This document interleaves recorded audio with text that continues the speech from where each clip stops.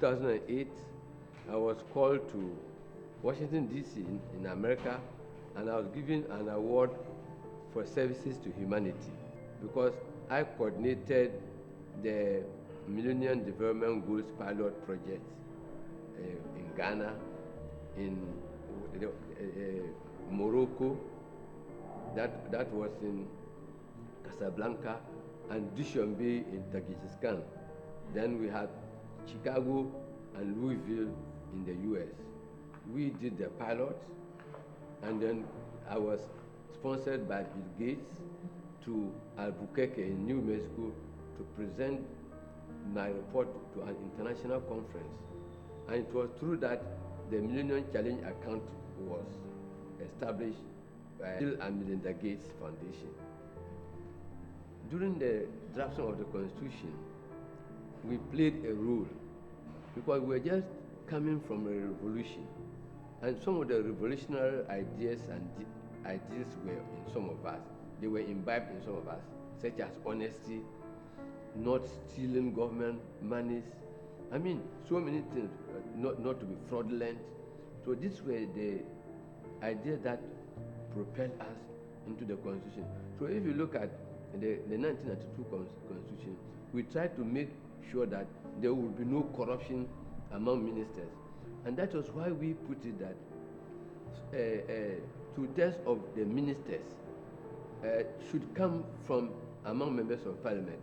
There was a reason, and I was a serious advocate for that, because the previous democratic dispensation, ministers who were just appointed disrespected the constituents because they were not responsible to the constituents. So we wanted people who were ministers to be elected members so that they will give attention to the constituencies. In a real democracy, there is a saying that majority carries the vote, but minority interest should not be neglected. Even though a lot of people are crying for this, some of us feel that responsibility, ministers who are not elected, they look down upon the electorate with disdain because you didn't put me there, it was the president who put me there. So if you are elected and you misbehave, the next time the election goes, they will throw you out. That was the caution. A women's rights activist and a child rights, especially girl rights. I have gone, after graduation, I had to go to The Hague in Holland to do a certificate, postgraduate certificate in human rights, and I specialize in women and girl rights as well as economic rights. So these are the things I want. So if you are saying there should be some kind of gender equity and social inclusion, I like that. That's where we should include women, because women need economic rights to exert themselves. It's only when the women are dependent on the men that the men suppress them.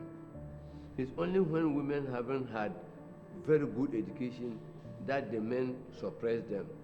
And in Ghana, there is no discrimination between a woman graduate and a man graduate.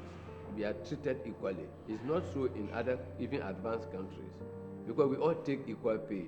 So after that kind of gender equality in Ghana is superb. I don't believe in appointing women into parliament. It's supposed to be democratic. So we are encouraging women to exert themselves so that they can win elections and go to parliament. Some are proposing that the constitution should reserve a certain number of seats for women. No, you can't be an MP on a silver platter and gay people or pro. I think it is abnormal. No human being will support that man should marry a man, a woman should marry a woman. Anybody who is thinking that should be sent to the psychiatric hospital. That is my position. It is abnormal. I feel that such people need some treatment. They need some medical treatment. That's what we can do for them. But not to say human rights, they should go ahead and do that. What is going to happen to humanity? Can a man ever become pregnant? No. And those who are asking for this kind of rights, you see them using children to do some jobs for them. If other women didn't bring forth those people, where would they have come from to help you? Or can you think a woman can impregnate another woman? That's why I say it is against humanity, the establishment of humanity. Are they trying to say that they want to eliminate human beings from the world? Because if these things are allowed to go on for some years, then there will be no human beings.